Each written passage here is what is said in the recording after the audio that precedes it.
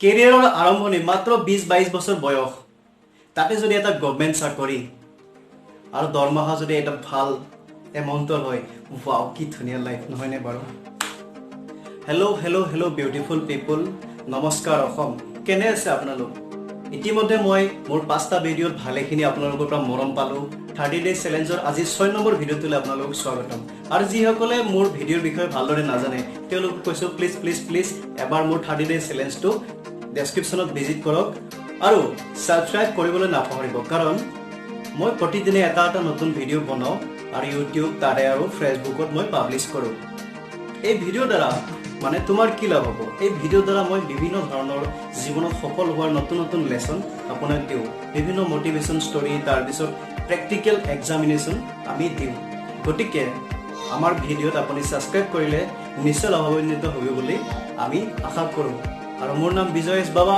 আপুনি চাই আছে আমাৰ নতুন প্ৰগ্ৰাম চাকৰি এটা আমাক কিয় লাগে আমি চাকৰি কিয় কৰিব বিচাৰোঁ আমাক জীৱনৰ কাৰণে এটা সিকিউৰিটি লাগে নহয়নে বাৰু যাতে আমি নিজৰ ফেমিলিক সাপোৰ্ট কৰিব পাৰোঁ নিজৰ ড্ৰিমবিলাক পূৰণ কৰিব পাৰোঁ আমাৰ যিটো মানি প্ৰব্লেম আছে সেই মানি প্ৰব্লেমবিলাক দূৰ হয় জীৱনত সফলতা লাভ কৰিব পাৰোঁ হয়নে নহয় এখন ধুনীয়া মটৰচাইকেল বা ধুনীয়া কাৰ এখন চলাব পাৰোঁ এটা ধুনীয়া ঘৰ বনাব পাৰোঁ হয়নে নহয় কাৰোবাৰো মন নাযায় এই পৃথিৱীত কাৰোবাৰো মন নাযায় যে এটা ধুনীয়া লাইফ সেট কৰিবলৈ সেই হয়তো আমি প্ৰথম অপশ্যন চাকৰিটোকে দিওঁ কাৰণ আমি আশে পাশে দেখা পাওঁ যিসকলে চাকৰি কৰিছে তেওঁলোকে এটা ধুনীয়া লাইফ স্পেণ্ড কৰিছে এটা ভাল দৰমহা পায় এটা ধুনীয়া লাইফ স্পেণ্ড কৰিছে গতিকে তেওঁলোকৰ দৰে হ'বলৈ আমাৰো মন যায় নহয় নেকি বাৰু কিন্তু যদি আমি চাকৰি এটা নাপাওঁ যেতিয়া আমি চাকৰিটো নাপালোঁ তেতিয়া কি হয় চাকৰি নাপালে যেতিয়া আমি বিজনেছ কৰিবলৈ যাওঁ কিন্তু বহুতে বিজনেছত ফেইল হয় বিজনেছত বহুতে সাকসেস হ'ব নোৱাৰে কাৰণবিলাক এনেকুৱা ধৰা হ'ল কম্পিটিশ্যন বহুত মাৰ্কেটত হয়নে নহয় তাৰপিছত কাষ্টমাৰ নাই বা বিজনেছ কৰিবলৈ আমাৰ হাতত টকা নাই বা যদি আমাৰ বিজনেছ কৰি আছোঁ কিন্তু আমাৰ বেচা বিক্ৰী ভাল নহয় এনেকুৱা কাৰণ আৰু বহুতো হ'ব পাৰে এনেকুৱা বহুত ধৰণৰ কাৰণ আছে যাৰ ফলত আমি বিজনেছ কৰিব নোৱাৰোঁ হয়তো আমাৰ বিজনেছৰ বেকগ্ৰাউণ্ড নাই আমাৰ কোনো বেক ছাপৰ্ট নাই নেকি আমাৰ বিজনেছৰ ফিল্ড নাই কাৰণ যিয়ে নহওক তুমি কি বুলি ভাবা যে বিজনেছত মানুহে কিয় সফল হ'ব নোৱাৰে আৰু বেছিভাগে বিজনেছ কৰিলে কিয় ঘাটা খায় কিছুমানে ক'ব আমাৰ দিমাগ নাই তুমি নিজৰ কাৰণটো মোক জনাবাচোন প্লিজ কমেণ্ট মোক কৰিবা যে মানুহে বিজনেছত কিয় সফল হ'ব নোৱাৰে আৰু বিজনেছত কিয় আগবাঢ়ি নাযায় আৰু প্ৰথমতে চাকৰি কিয় বিচাৰে বা কি কাৰণে চাকৰিটো কৰিব বিচাৰে বিজনেছ কৰিব নিবিচাৰে তাৰ কাৰণে মোক কমেণ্ট নিশ্চয় জনাবা এতিয়া আমি আহোঁ আচল কথালৈ যেতিয়া আমি চাকৰি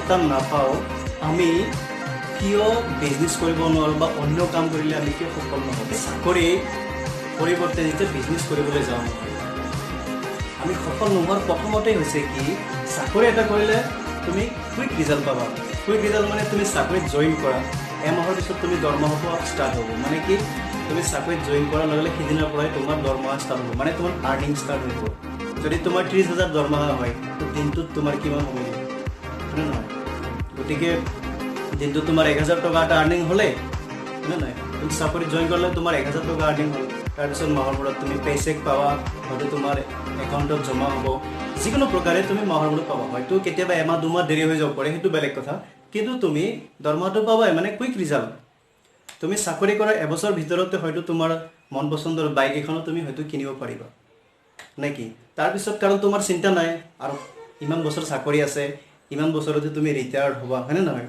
গতিকে তুমি টেনশ্যন ফ্ৰী হৈ যোৱা আনহাতে বিজনেছত কুইক ৰিজাল্ট বন্ধু কেতিয়াও পোৱা নাযায় বিজনেছত কুইক ৰিজাল্টটো পোৱা নাযায় এটা বিজনেছ ভাল ৰিজাল্ট পাবলৈ মিনিমাম 5, 3, 5, 7, 10 এনেকুৱা এটা টাইম লাগে বেছি ভাল ৰিজাল্ট হ'বৰ কাৰণে তো বিজনেছটো এনেকুৱা বস্তু যেনে তুমি পৰীক্ষা দিছা এটা পৰীক্ষা বুলি ভাবি লোৱা এটা পৰীক্ষা স্কুলৰ পৰীক্ষা নিচিনাই ভাবি ল'ব পাৰা কাৰণ চোৱা স্কুলৰ পৰীক্ষাত পেপাৰ এখনে আজি তোমাৰ বিজ্ঞানৰ পৰীক্ষা আছে ক্লাছ 7ৰ বিজ্ঞানৰ পৰীক্ষাত যিখন পেপাৰ হ'ব সকলোৰে কাৰণে এখনেই পেপাৰ আৰু যিখন কিতাপৰ পৰা কুৱেশ্যন আহিব সকলোৰে কাৰণে এখনেই কিতাপ আৰু তোমাৰ ক্লাছত যে বিজ্ঞান পঢ়াইছিল সেই টিচাৰো এজনে হয়, সেই মাষ্টাৰজনো এজনে, সকলোকে পঢ়ায়, কিন্তু পৰীক্ষাৰ ৰিজাল্ট সকলোৰে একে হয় জানো? নিশ্চয় নহয়। পৰীক্ষাৰ ৰিজাল্ট চবৰে বেলেগ বেলেগ বেলেগ বেলেগ বেলেগ আহিব। বিজনেছটো তেনেকুৱা বস্তু। বিজনেছটো ভাবি লওঁ এখন এটা এক্সামিনেশ্যন, এটা পৰীক্ষা। কিতাপো এখন, মাষ্টৰো এজন, স্কুলো একেইটাই, কিন্তু যেতিয়া পৰীক্ষা দিয়াৰ পিছত যেতিয়া ৰিজাল্ট ওলায়, ৰিজাল্টটো সকলোৰে বেলেগ বেলেগ হয়। মানে কি, বিজনেছত নিজা ৱৰ্ক থাকে, তাৰমানে তুমি নিজে তাত ইনভেষ্ট কৰিব লাগিব, নিজৰ দিমাগ ইনভেষ্ট কৰিব লাগিব, নিজৰ এনাৰ্জি ইনভেষ্ট কৰিব লাগিব, নিজৰ কৌশল ইনভেষ্ট কৰিব লাগিব। আৰু এই কৌশল ইনভেষ্ট কৰিবলৈ হ'লে তোমাক কিছুমান স্কিলৰ দৰকাৰ হ'ব। ইয়াৰে প্ৰথমটো স্কিল হৈছে এনালিটিক্স কৰিব পাৰিব লাগিব, মানে এটা গৱেষণা টাইপৰ এটা তোমাৰ থাকিব লাগিব, মানে নলেজ এটা। তাৰপিছত থাকিব ফাইনেন্স এডুকেশ্যন। চবচে প্ৰব্লেমটো হৈছে ফাইনেন্স এডুকেশ্যন, যিটো আমাৰ স্কুল কলেজত আমি পোৱা নাযায়, বা আমাৰ ফেমিলি ফালৰ পৰাও সেইটো পোৱা নাযায়, যাৰ কাৰণে বিজনেছত বহুত ঘাটা হোৱাটো আমি লক্ষ্য কৰোঁ। মানে কি, ফাইনেন্স এডুকেশ্যন, যিটো finance education, how to invest money, how to আমি আৰ্নিং কৰোঁ, আমি আৰ্নিংটো শিকি থাকোঁ। সৰুৰ পৰা আমি অনলি আৰ্নিং শিকোঁ আৰু এক্সপেন্স, মানে কি উপাৰ্জন আৰু খৰচটো শিকোঁ। কিন্তু বিজনেছটো আৰ্নিং নহয়। বিজনেছটো কি বস্তু জানানে? বিজনেছ হৈছে প্ৰফিট। বিজনেছে সদায় কাম কৰে ৰেভিনিউ মডেল এণ্ড প্ৰফিটৰ ওপৰত। বিজনেছে আৰ্নিঙৰ ওপৰত কাম নকৰে। আৰ্নিঙে কাম কৰে, আৰ্নিংটো জব বা ডেইলি ৱৰ্ক বা আৱাৰ ছিষ্টেমৰ ঘণ্টাৰ নিচিনা যিবিলাক কাম আছে, সেইবিলাকত আৰ্নিঙে কাম কৰে। তো বিজনেছটো আৰ্নিঙৰ হিচাপত কাম নকৰে। চ' আমি এটা মিছকনচেপ্ট শিকি আহি আছোঁ ইমান দিনৰ পৰা, যে আমি ফাইনেন্সটো যিটো শিকি আহিছোঁ, সেই ফাইনেন্সটো আমি জব কেটেগৰীৰ ফাইনেন্স এটা শিকি আহিছোঁ, মানে কি আৰ্নিং কৰা, ইনকাম কৰা, উপাৰ্জন কৰা, হয়নে নহয়? কিন্তু বিজনেছে কাম কৰে প্ৰফিটত, আৰ্নিঙত নহয়। তুমি যদি বিজনেছ এটা কৰিও আছা, তোমাক কোনোবাই সুধিব তোমাৰ ইনকাম কিমান হয়, হয়নে নহয়, তোমাৰ আৰ্নিং কিমান হয়, তেনেকুৱা প্ৰশ্নহে মানুহে কৰিব। কিন্তু বিজনেছত আৰ্নিং আৰু ইনকামে কেতিয়াও কাম নকৰে। বিজনেছত কাম কৰিব সদায় প্ৰফিটে। এই প্ৰফিট কেনেকৈ আহিব? আগতে আমি কথা পাতিছোঁ যে কম্পিটিশ্যন বহুত। তো যিহেতু কম্পিটিশ্যন বহুত, এইটো কণ্ডিশ্যন, এইটো থাকিবই, কম্পিটিশ্যন থাকিবই। আজি তুমি এটা বিজনেছ কৰিছা, তোমাক কপি কৰি কোনোবা হয়তো কোনোবা বিজনেছ এটা কৰিব, তো এইটোক তুমি কৰিব নোৱাৰা। গতিকে এই কম্পিটিশ্যনৰ পৰা নিজকে ডিৰাইভ কৰিব লাগিব, নিজকে এক্সট্ৰা অৰ্ডিনাৰী অলপ হ'লেও কৰিব লাগিব। ছেকেণ্ড কথাটো কাষ্টমাৰ নাই। কাষ্টমাৰ কেনেকৈ আনিব লাগিব? কাষ্টমাৰ আনিবলৈ বৰ্তমানে ইণ্টাৰনেট এটা সহজ মাধ্যম, ডিজিটেল মাৰ্কেটিং এটা সহজ মাধ্যম। গতিকে তুমি কাষ্টমাৰৰ কাৰণে ডিজিটেল মাৰ্কেটিং কৰিব পাৰা।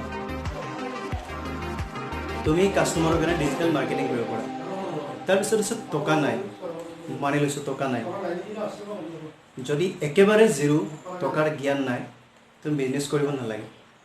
তুমি প্ৰথমতে অলপ টকা উপাৰ্জনৰ ৰাস্তা এটা বনাই লোৱা, যিকোনো ৰাস্তা য'ত কাম কৰা যেনেকৈ নহয়। তাৰপিছত তুমি ফাইনেন্সটো শিকা, এইটো ফাইনেন্স এডুকেশ্যনটো অলপ হ'লেও শিকা।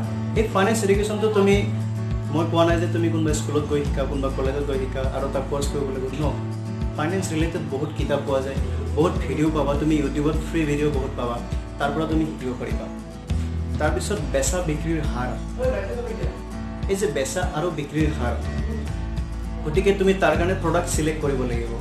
কেনেকুৱা প্ৰডাক্টৰ মাৰ্কেটত কিমান দাম, মাৰ্কেটত কোনটো প্ৰডাক্টৰ বেছি নিড আছে, কেনেকুৱা ধৰণে মাৰ্কেট কৰিলে সেই প্ৰডাক্টটো বেছি ভেলুৱেবল বনাব পাৰি, এই বস্তুখিনি তুমি বিজনেছত ইউজ কৰিব লাগিব। যদি মোৰ ভিডিঅ'টো চাই ভাল লাগিছে, প্লিজ লাইক কৰক আৰু কমেণ্ট কৰক এই ভিডিঅ'টোৱে তোমাক কি শিকালে। আৰু ইয়াৰকে যদি বেছি জানিবলৈ দৰকাৰ আছে, যিখিনি কথা ক'লোঁ তাৰ ওপৰত যদি আৰু বিস্তীৰ্ণভাৱে জানিবলৈ মন আছে, তেন্তে নেক্সট ভিডিঅ'ত তাৰ বিষয়ে নিশ্চয় আলোচনা কৰিম। কিন্তু তোমাৰ পৰা কমেণ্ট এটা বিচাৰিছোঁ যে তুমি কি ক'বা। তোমাৰ বিজনেছ কৰিবলৈ মন নে তুমি চাকৰি কৰিম বুলি ভাবিছা? গতিকে তুমি জনাবাচোন এবাৰ, তোমাৰ কোনটো বেছি মানে কি প্ৰিয়। কিন্তু এটা কথা শেষত কৈ থওঁ, চাকৰি বা জবত তোমাৰ আৰ্নিংটো ফিক্স হ'ব, কিন্তু বিজনেছত এটা এক্সপনেনচিয়েল গ্ৰথ এটা আছে, মানে কি স্কেলিং কৰিব পাৰিবা, জিৰ'ৰ পৰা হিৰ' হ'ব পাৰিবা। গতিকে আজিলৈ এৰিছোঁ, পুনৰ লগ পোৱাৰ আশাৰে আকৌ নতুন এটা টপিক লৈ। নমস্কাৰ, জয় আই অসম।